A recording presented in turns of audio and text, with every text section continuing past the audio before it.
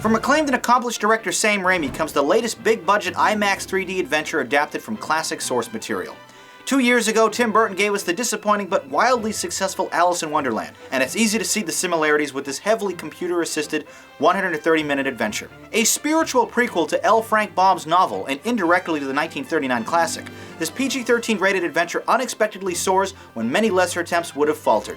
The talented and frenzied James Franco stars as the title character, a small-time circus magician and charlatan who suddenly finds himself whisked away from 1905 Kansas in a terrible tornado while riding in his hot air balloon. And a lovely and immensely effective nod to the original, the movie then transitions from a drab black and white 4:3 frame to a vibrant and breathtaking colorful 2:1 aspect ratio, aided wonderfully by impeccable use of 3D and comfortable editing, truly bringing the Land of Oz to life like never before. Since Disney doesn't own any rights to the MGM version, this film doesn't feature as many familiar elements that fans of the franchise might like. You won't find any ruby slippers, musical numbers, or talking scarecrows here. The stunning visuals alone are enough reason to check this movie out, which I predict will quickly break the $1 billion mark. Mila Kunis, Rachel Weisz, and Michelle Williams all play familiar witches, with one eventually transforming into the green-skinned, water-fearing menace we all know and love.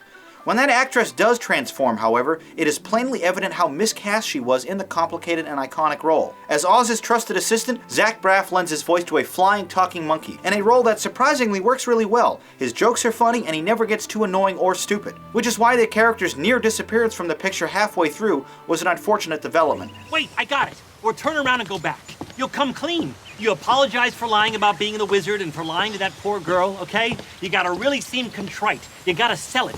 Maybe you can even cry. Can you cry? I could cut up an onion. Not going back. We're gonna find this wicked witch, steal her wand, I'll get that big pile of gold, and you can have a nice pile of bananas, all right? Bananas. Oh, I see. Because I'm a monkey, I must love bananas, right? That is a vicious stereotype.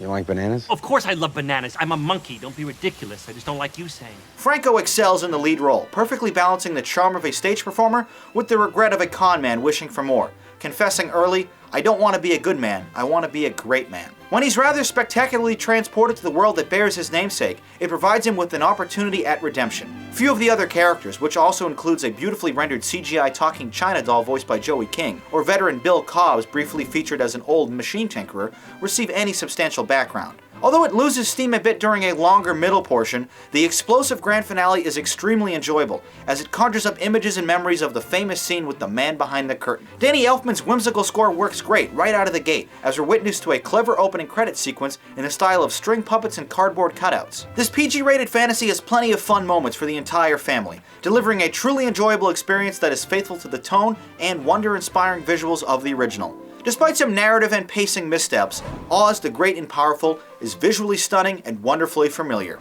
Now let's read some reviews from the movie night audience.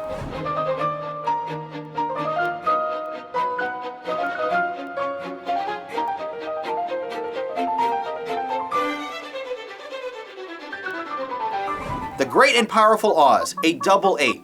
You love the visuals but weren't as impressed by Kunis' character, ultimately scoring this film a great.